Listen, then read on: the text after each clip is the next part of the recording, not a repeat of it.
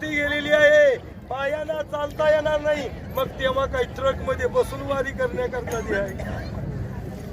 कुंडलिक राय काय सांगणार, रंजलेले गाजलेले जीव आहेत, कधी तप करतील, कधी जप करतील आणि कधी पुन्हाही प्राप्ती करून वैकुंठामध्ये येतील हे मला काही ठाऊक नाही.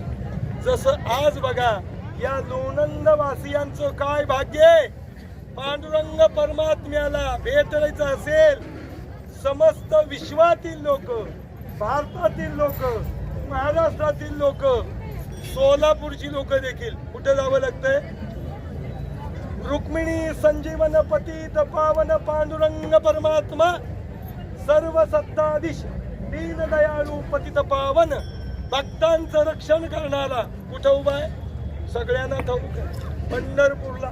त्याचा पत्ताच आहे, मुक्काम पोस्ट पंढरपूर. पण आज लोणंदवासियांना विचारा, म्हणले पांडुरंग परमात्मा कुठं आहे, म्हणले आमच्या लोणंद मध्ये आले. ही ताकद कुणाची आहे, केवळ संतांची ताकद आहे. आमच्या आभानी हृदयापासून संकल्प करावा आणि समस्त आत्ताच्या असणाऱ्या गुरुवर्यांनी या संकल्पाला अतिशय नयनरम्य, अप्रतिम आणि दृष्ट लागेल असा सोहळा करावा. कुणाची ताकद आहे, कुणाची क्षमता आहे, कुणाचा अधिकार आहे, संतांचा अधिकार आहे. दृष्टांत एक छोटासा सांगतो. संसारामध्ये बघा, एक भाऊ बहिणीच्या घरी गेला, 18 विश्वदारिद्र्य असावं. जाताना बहिणीला गुलाबजामुनचे 7-8 घेऊन गेल्यानंतर बहिणीशी गप्पा सुरू झाल्या. बहिणीला गेल्या गेल्या म्हणावं, ताई माझी परिस्थिती अतिशय दारिद्र्याची आहे, पण तरी देखील तुला गुलाबजामुन आवडतात म्हणून आणते, यातले एक दोन. आणि त्याने तो मान्य केलं त्यावेळेला. आणि मग 2014 पासून पंढररायाच्या पादुका आपण पंढरपूरहून घेऊन विठ्ठल रुक्मिणी मंदिर समितीच हा सोहळा साजरा करते आणि त्यांच्याकडूनच ह्या पादुका घेऊन आपण आळंदीला जातो. कार्तिक शुद्ध पौर्णिमेला विठ्ठल रुक्मिणी मंदिरामधूनच प्रस्थान होतं, पादुका निघतात आणि मग त्या दिवशी वाडेकुर्लीचा मुक्काम, दुसऱ्या दिवशी परत माळशिरसचा मुक्काम, तिसऱ्या दिवशी तिथून निघाल्यानंतर धर्मपुरी किंवा बरड सोयीप्रमाणे जरा मागं पुढं होतं आहे आणि तिथून निघाल्यानंतर चौथा मुक्कामाला आपण इथं लोणंदच्या आसपास येतो आहे. तिथं इथून पुन्हा वाल्यावरून सासवड, सासवडवरून पुणे आणि पुण्यावरून आळंदीला पोहोचतो. आषाढीच्या सोहळ्यामध्ये जवळजवळ 18, 19, 20 दिवस मिळतात. पण या सोहळ्यामध्ये आपल्याला जास्तीत जास्त 10 दिवस बरोबर आले तर 9 दिवस आणि एखादा दिवस जर तिथिक्षय जर झालं तर 8च दिवस मिळतात. कारण पौर्णिमेचा काला झाल्याशिवाय आपल्याला पंढरपूर सोडता येत नाही आणि आळंदीतला उत्सव सुरुवात होतो आहे अष्टमीपासून तो अमावस्येपर्यंत. त्यामुळं अष्टमीच्या पुढेही जाऊन चालत नाही, पौर्णिमा ते अष्टमी या मधल्या काळामध्येच आपल्याला आळंदीला पोचावं लागतं.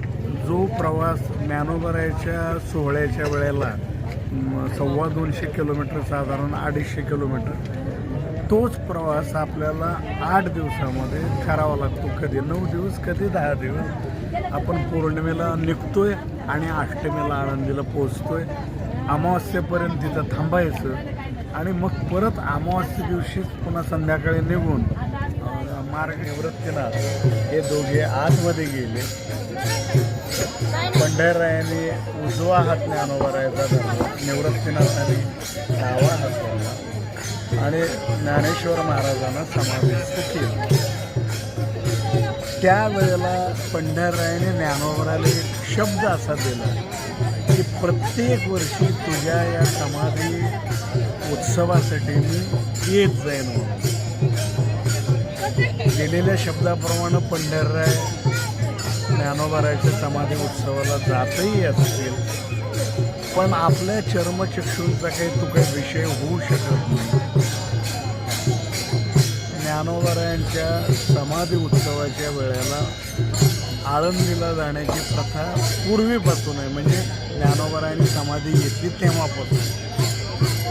मी जातोय त्याला साधारणपणे आता 250-300 वर्षे झाली. दरवर्षी आम्ही ज्ञानोबाराच्या समाधी उत्सवाच्या वेळेला आळंदीला जातो. पण पांडुरंगाच्या पादुका सोबत घेऊन काही जात नव्हतो. एक विषय असा निघाला की जर पंढरराय येतोच म्हणालेत, मी दरवर्षी येत जाईन म्हणालेत, तर मग पांडुरंगाच्या पादुका घेऊन आळंदीला का जाऊ नये. आणि मग त्याप्रमाणे मग मी 2014मध्ये तत्कालीन जी समिती त्यांना तुम्ही जर मराठी रोकटोक न्यूज चॅनलवरती नवीन असाल आणि तुम्ही जर या चॅनलला सबस्क्राईब केले नसेल तर या चॅनलला सबस्क्राईब करा आणि या व्हिडिओला लाईक आणि जास्तीत जास्त शेअर करा. ताजे अपडेट पाहण्यासाठी पाहत राहा मराठी रोकटोक न्यूज चॅनल. धन्यवाद.